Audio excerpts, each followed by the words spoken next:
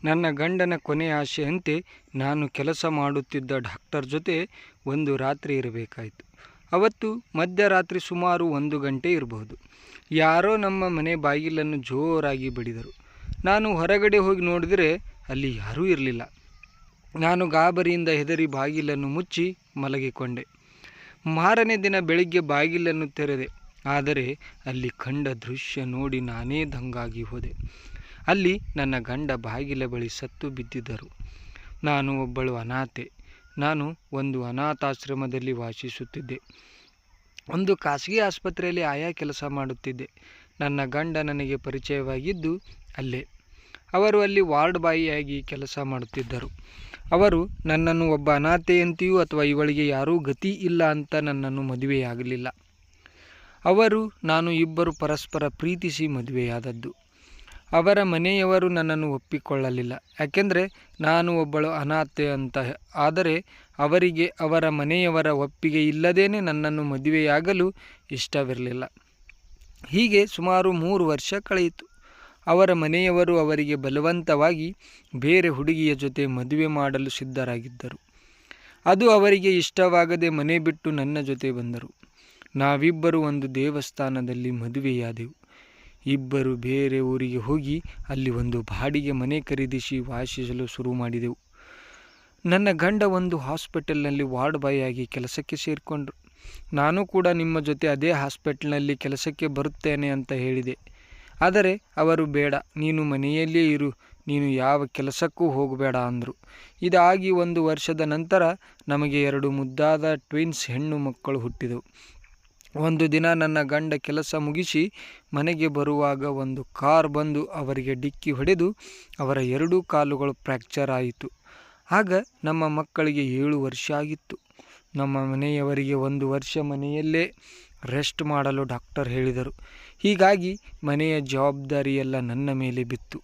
ಮಕ್ಕಳ school fees, ಮನೆ ಬಾಡಿಗೆ, ಕರೆಂಟ್ ಬಿಲ್, ಗ್ಯಾಸ್ ಬಿಲ್ ಎಲ್ಲವೂ ನನ್ನ ಮೇಲೆ ಬಿತ್ತು.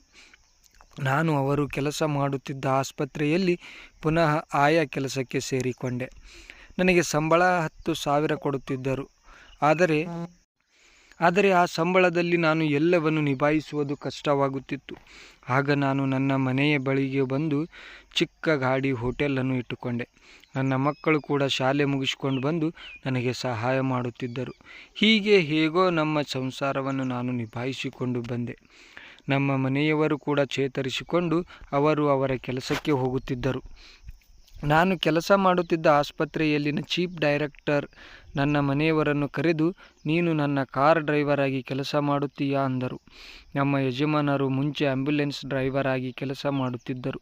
ಹಾಗಾಗಿ ಅವರು ಇವರ ಜೊತೆ ಡ್ರೈವರ್ ಕೆಲಸ ಮಾಡಿದರೆ ಸಂಬಳ ಜಾಸ್ತಿ ಸಿಗಬಹುದೇನೋ ಎಂದು ಯೋಚಿಸಿ ಆ ಕೆಲಸಕ್ಕೆ ಒಪ್ಪಿಕೊಂಡರು. ನನ್ನನ್ನು ಕೂಡ ಅವರು, ನೀನು ಆಯಾ ಕೆಲಸ ಮಾಡಬೇಡ, ನೀನು ಆರಾಮಾಗಿ ಮಕ್ಕಳನ್ನು ನೋಡಿಕೊಂಡು ಮನೆಯಲ್ಲಿ ಇರು ಎಂದು ಹೇಳಿದರು. ನೀವು ಒಬ್ಬರೇ ಕೆಲಸ ಮಾಡುವುದು, ಮನೆ ನಡೆಸುವುದು ಕಷ್ಟ ಅನಿಸುತ್ತೆ. ನಾನು ನಿಮ್ಮ ಜೊತೆ ಸಹಾಯ ಮಾಡುತ್ತೇನೆ. ನಾನು ಈ ಕೆಲಸವನ್ನು ಬಿಡುವುದಿಲ್ಲ ಅಂದೆ. ಅವರು ಅದಕ್ಕೆ ಒಪ್ಪಲಿಲ್ಲ. ನಿನ್ನನ್ನು ಮದುವೆಯಾಗಿದ್ದು ನಾನು ನಿನ್ನನ್ನು ಚೆನ್ನಾಗಿ ನೋಡಿಕೊಳ್ಳಬೇಕು ಅಂತ.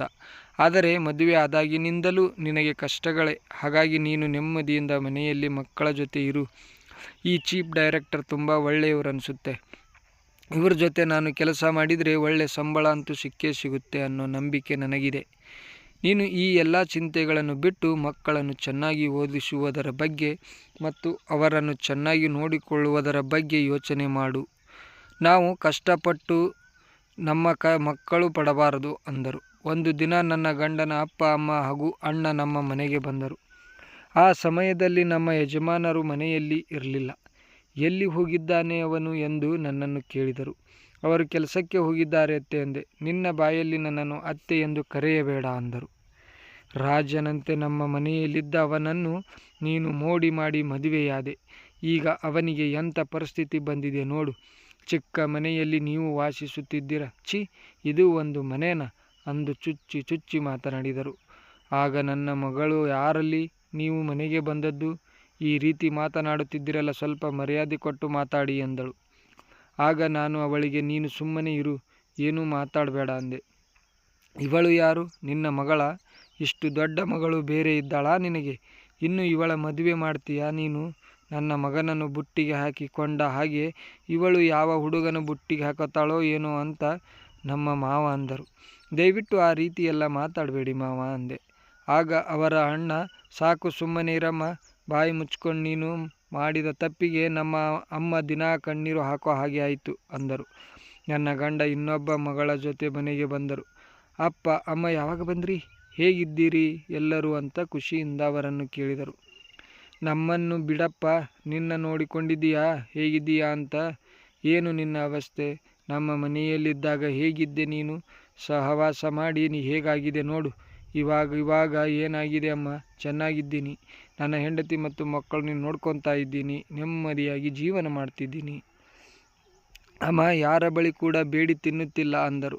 ಆಗ ಅವರಪ್ಪ, ಸಾಕು ಸುಮ್ಮನಿರೋ, ಇವಳು ನಿನ್ನ ಮಗಳೇನಾ, ಇಬ್ಬರು ಹೆಣ್ಣು ಮಕ್ಕಳು ಹುಟ್ಟಿಸಿದೆಯಾ, ಅವರಿಬ್ಬರಿಗೂ ಮದುವೆ ಮಾಡೋ ಸಮಯ ಬರಲಿ, ಆವಾಗ ನಿಮಗೆ ಗೊತ್ತಾಗುತ್ತೆ ಎಂದರು. ಅಪ್ಪ, ನನ್ನ ಮಕ್ಕಳನ್ನು ನನ್ನ ಥರ ಅರ್ಧಂಬರ್ಧ ಓದಿಸುವುದಿಲ್ಲ ಅಪ್ಪ, ಅವರು ಈಗಾಗಲೇ ಸೆಕೆಂಡ್ PUCಯಲ್ಲಿ ತುಂಬ ಒಳ್ಳೆ ಮಾರ್ಕ್ಸ್ ತಂದಿದ್ದಾರೆ. ನಾನು ರೋಡಲ್ಲಿ ಕೂತ್ಕೊಂಡು ಭಿಕ್ಷೆ ಬೇಡಾದರೂ ಪರವಾಗಿಲ್ಲ, ಅಥವಾ ನನ್ನ ಕಿಡ್ನಿ ಮಾರಾದರೂ ಪರವಾಗಿಲ್ಲ, ಅವರಿಬ್ಬರನ್ನು ಚೆನ್ನಾಗಿ ಓದಿಸಿ ದೊಡ್ಡ ಇಂಜಿನಿಯರ್ ಮಾಡೇ ಮಾಡ್ತೀನಿ ನೋಡಿ ಅಂದರು. ಆಗ ಅವರ ಅಮ್ಮ, ಅದೇನು ಮಾಡ್ತೀಯೋ ಏನೋ, ಇಂಥವಳನ್ನು ಕರ್ಕೊಂಡು ಬಂದಿದ್ದೀಯಾ, ನೀನೇ ಅನುಭವಿಸು ಅಂದರು. ಅಮ್ಮ, ಅವಳ ಬಗ್ಗೆ, ನನ್ನ ಮಕ್ಕಳ ಬಗ್ಗೆ ಏನೂ ಮಾತಾಡಬೇಡಮ್ಮ, ಅವಳನ್ನು ಇಷ್ಟಪಟ್ಟು ಮದುವೆಯಾಗಿ ಬಂದಿರೋದು ನಾನೇ, ಸಂಸಾರ ಮಾಡ್ತಿರುವುದು ನಾನೇ, ದಯವಿಟ್ಟು ನೀವು ಯಾರೂ ಅವರ ಬಗ್ಗೆ ಅಲ್ಲಿ ನನ್ನ ಮಕ್ಕಳ ಬಗ್ಗೆ ಆಗಲಿ ಮಾತಾಡಬೇಡಿ. ಆ ಥರ ಮಾತಾಡೋ ಹಾಗಿದ್ದರೆ ದಯವಿಟ್ಟು ನಮ್ಮ ಮನೆ ಕಡೆನೇ ಬರಬೇಡಿ ಎಂದರು. ಆಗ ಅವರ ಅಣ್ಣ, ನಾವಿಲ್ಲಿ ಜಗಳ ಆಡೋಕ್ಕೆ ಬಂದಿಲ್ಲ, ಮುಂದಿನ ತಿಂಗಳು ನನ್ನ ಮಗಳ ಮದುವೆ, ಬಂದು ಮದುವೆ ಮುಗಿಸ್ಕೊಂಡು ಹೋಗು ಅಂತ ಹೇಳೋಕ್ಕೆ ಬಂದಿರೋದು ಅಂದರು. ಅವರಮ್ಮ, ಬಂದರೆ ನೀನೊಬ್ಬನೇ ಬಾ, ಇವಳನ್ನು ಕರ್ಕೊಂಡು ಬರಬೇಡ, ನಿನ್ನ ಮಕ್ಕಳನ್ನು ಕರ್ಕೊಂಡು ಬರಬೇಡ, ನೀವು ಇವರನ್ನೇ ಬರಬೇಡ ಅಂದಮೇಲೆ ನಾನು ಆ ಜಾಗಕ್ಕೆ ಬರಲ್ಲ, ದಯವಿಟ್ಟು ನೀವಿನ್ನೂ ಹೊರಡಬಹುದು ಅಂತ ಇವರು ಹೇಳಿದರು. ಕರೆಯೋದು ಕರೆದಿದ್ದೇವೆ, ಬರೋದು ಬಿಡೋದು ನಿಮ್ಮಿಷ್ಟ ಅಂತ ಹೇಳಿ ಅವರೆಲ್ಲ ಹೋದರು. ನಾನು ಹಾಗೂ ಮಕ್ಕಳು ಅಳುತ್ತಿದ್ದೆವು. ಆಗ ಅವರು ನಮ್ಮನ್ನು ಸಮಾಧಾನ ಮಾಡಿದರು. ಇದಾದ ಮಾರನೇ ದಿನವೇ ನನ್ನ ಗಂಡ ಬಾಗಿಲ ಬಳಿ ಶವವಾಗಿ ಬಿದ್ದಿದ್ದರು. ಆ ದಿನವನ್ನು ನಾವು ಎಂದಿಗೂ ಮರೆಯುವುದಿಲ್ಲ. ಅವರು ಇಲ್ಲದ ಜೀವನವು ನನಗೆ ಯಾಕೆ ಬೇಕು ಎಂದು ಎಷ್ಟೋ ಬಾರಿ ನನಗೆ ಅನಿಸಿತು. ಆದರೆ ನನ್ನ ಮಕ್ಕಳಿಗೋಸ್ಕರ ನಾನು ಬದುಕಬೇಕಾಗಿತ್ತು. ಅವರ ಹೆಸರಿನಲ್ಲಿ 10 ಲಕ್ಷ ಇನ್ಶೂರೆನ್ಸ್ ಮಾಡಿಸಿದ್ದರು. ಆ 10 ಲಕ್ಷವನ್ನು ಅವರಿಬ್ಬರ ಓದಿಗೆ ಎಂದು ನಾನು ಇಟ್ಟಿದ್ದೆ. ಈಗ ನಾನು ಮತ್ತೆ ಆಸ್ಪತ್ರೆಯಲ್ಲಿ ಆಯಾ ಕೆಲಸಕ್ಕೆ ಸೇರಿಕೊಂಡೆ. ಅಷ್ಟರಲ್ಲಿ ನನ್ನ ಮಕ್ಕಳಿಬ್ಬರು ಅವರ ಡಿಗ್ರಿ ವಿದ್ಯಾಭ್ಯಾಸವನ್ನು ಮುಗಿಸಿ ಇಂಜಿನಿಯರಿಂಗ್ ಕಾಲೇಜ್ ಸೇರಲು ಸಿದ್ಧರಾಗಿದ್ದರು. ಆಸ್ಪತ್ರೆಯಲ್ಲಿ ಒಬ್ಬರು ಡಾಕ್ಟರ್ ನನಗೆ ಪರಿಚಯವಾದರು. ಒಂದು ದಿನ ಅವರು ನನ್ನನ್ನು ಕರೆದು, ನೀನು ಯಾಕೆ ಇಲ್ಲಿ ಕೆಲಸ ಮಾಡುತ್ತೀಯ, ನೀನು ನಮ್ಮ ಮನೆ ಕೆಲಸಕ್ಕೆ ಬರುವೆಯಾ ಅಂದರು. ನಿಮಗಿಲ್ಲಿ ಕೊಡುವ ಸಂಬಳಕ್ಕಿಂತ ಅತಿ ಹೆಚ್ಚು ಸಂಬಳ ನಾನು ನಿನಗೆ ಕೊಡುತ್ತೇನೆ, ಹೇಗೋ ನಿನ್ನ ಮಕ್ಕಳನ್ನು ಕೂಡ ನೀನು ಇಂಜಿನಿಯರಿಂಗ್ ಮಾಡಬೇಕು ಅಂತೀಯ. ಅದಕ್ಕೆ ನಾನು ಒಪ್ಪಿಕೊಂಡೆ. ನನ್ನ ಮಕ್ಕಳು ನನ್ನ ಬಳಿ ಬಂದು, ಅಮ್ಮ, ಇಂಜಿನಿಯರಿಂಗ್ಗೆ ಸೀಟ್ ಸಿಗಲು ನಮ್ಮಿಬ್ಬರಿಂದ 20 ಲಕ್ಷ ಕೊಡಬೇಕಂತೆ ಅಮ್ಮ, ಅಷ್ಟೊಂದು ಹಣ ನೀನು ಒಬ್ಬಳೇ ಎಲ್ಲಿ ಹೊಂದಿಸುವೆ ಅಮ್ಮ, ಹಾಗಾಗಿ ನಾವಿಬ್ಬರು ಇಂಜಿನಿಯರಿಂಗ್ ಓದುವುದಿಲ್ಲಮ್ಮ ಅಂದರು. ಆಗ ನಾನು, ಮತ್ತೆ ಯಾವತ್ತೂ ಈ ರೀತಿ ಮಾತಾಡಬೇಡಿ, ಇದು ನಿಮ್ಮಿಬ್ಬರದಲ್ಲ, ಇದು ನಿಮ್ಮಪ್ಪನ ಕೊನೆಯ ಆಸೆ, ಎಷ್ಟೇ ಕಷ್ಟವಾದರೂ ಪರವಾಗಿಲ್ಲ, ನೀವಿಬ್ಬರು ಓದಿ ಕೆಲಸಕ್ಕೆ ಸೇರಿಕೊಳ್ಬೇಕು ಅಂದೆ.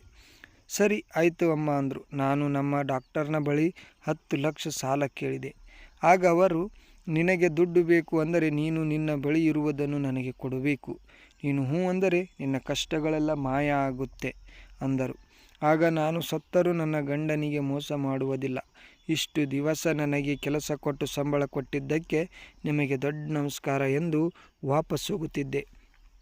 ಆಗವರು, ನೋಡು, ಯೋಚನೆ ಮಾಡು, ನೀನು ಒಪ್ಪಿಕೊಂಡರೆ ನಾಳೆ ರಾತ್ರಿ ರೆಡಿಯಾಗಿ ನನ್ನ ಬಳಿ ಬಾ, ಇಲ್ಲ ಅಂದರೆ ನಿನಗೆ ಬಿಟ್ಟಿದ್ದು ಅಂದರು.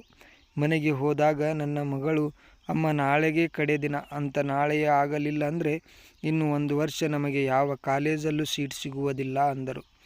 ನನಗೆ ಬೇರೆ ದಾರಿ ಯಾವುದೂ ಸಿಗಲಿಲ್ಲ. ಡಾಕ್ಟರ್ ಹೇಳಿದಂತೆ ನಾನು ಮಾರನೇ ದಿನ ರಾತ್ರಿ ರೆಡಿಯಾಗಿ ಅವರ ಬಳಿ ಹೋದೆ. ಅವರು ರಾತ್ರಿಯೆಲ್ಲ ಅವರ ಆಶೆಯನ್ನು ಪೂರ್ತಿಯಾಗಿ ತೀರಿಸಿಕೊಂಡರು. ಮಾರನೇ ದಿನ ಅವರು ನನಗೆ 20 ಲಕ್ಷ ರೂಪಾಯಿ ಕೊಟ್ಟರು. ನಂತರ ಹೇಳಿದರು, ನೀನು ನನಗೆ ಖುಷಿ ಕೊಟ್ಟೆ, ನಾನು ನಿನ್ನ ಕಷ್ಟ ಬಗೆಹರಿಸಿದೆ, ಇನ್ನು ನನಗೆ ನಿನಗೆ ಯಾವುದೇ ಸಂಬಂಧವಿಲ್ಲ ಅಂದರು. ನಾನು ಏನೂ ಮಾತನಾಡದೆ ಮನೆಗೆ ಬಂದೆ. ಅವರಿಬ್ಬರಿಗೂ ದುಡ್ಡು ಕೊಟ್ಟು ಕಾಲೇಜಿಗೆ ಸೇರಿಸಿದೆ. ನನ್ನ ಗಂಡನಿಗೆ ನಾನು ಮೋಸ ಮಾಡಿದೆ ಅನ್ನೋ ಪಾಪ ಪ್ರಜ್ಞೆ ಕಾಡುತ್ತಿತ್ತು.